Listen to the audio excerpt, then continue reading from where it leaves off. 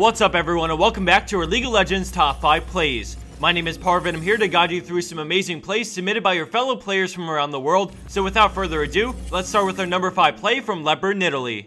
At the beginning we see Zac slingshot in from the side as she fights back, letting her minions finish off the tower, allowing her to go back in. Nidalee slowly chips away at Zac's health until he's low enough for her to go for the execute as she jumps away and gets ready to escape. When Shen starts to ult and she flashes over the wall and moves quickly to line up an amazing fadeaway spear on Diana despite the shield for the double kill.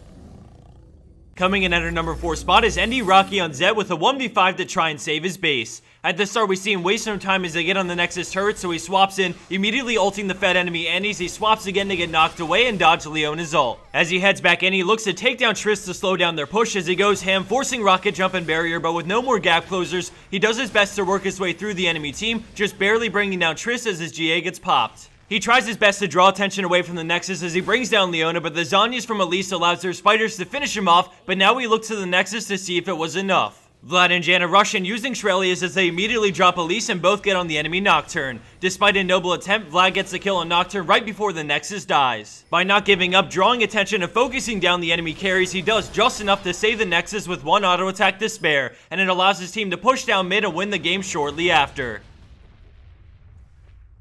Landing in at our number 3 spot is Hater with a huge play on Morgana. We start things in the heart of the battle as 2 players on our team have already fallen. As the enemy team starts to dive on the friendly Elise, Morgana sees her opening and lands a beautiful 4-man ult, slowing them all as she follows briefly before using Zhonya's getting the quadra stun. An immediate Tormented Soil kills one as she backs up and finishes off Sivir after the polymorph with a dark binding as Vi falls to the tower, giving her the triple. Left in a 2v2 and with Flash still up, Morgana moves in on the 2 remaining players. After some dancing around, Quinn gets engaged on, but with Elise there, they fight things out as the enemy Olaf goes down, followed by Nidalee shortly after. Although things were looking rough throughout the fight, Hater hung onto her ult for the perfect moment, turning around the fight ultimately in her team's favor.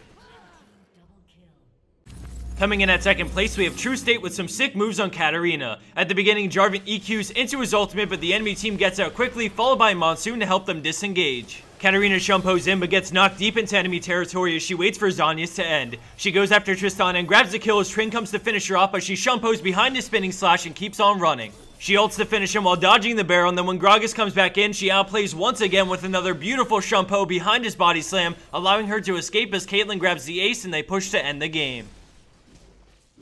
And for our number 1 pro play for this week, we have inside Rawen on Riven. At the start, we see her pushing the enemy Nexus turrets as Orianna and Sona come to stop her. She pops her ultimate and goes ham on Orianna, forcing her to flash away, but the turret brings her really low, so she runs out in the open and gets ready to fight. She dashes in with Valor and chops her up, grabbing the first kill. With tons of cooldown reduction, she wastes no time and goes in again under the tower, grabbing the double kill off of Sona as Kennen approaches. She dodges the shuriken and keeps her distance from the tower while lifestealing from the creeps until her E comes back up and she goes in, dealing some damage with the stun and then backs out before the shield gets broken. After another dodge, her cooldowns come up and she goes back in to finish the job as she escapes with very little HP and lifesteals from the creeps. At this point, we've seen inside Rawen display perfect knowledge of limitations of her champion as she weaved in and out of tower aggro range while dealing damage only when her cooldowns are available. This allowed her to deal damage without receiving any. When Corki valks in, she turns on him, stepping behind him to dodge the missile as she keeps on moving between auto attacks and trying to avoid anything she can while bringing him down.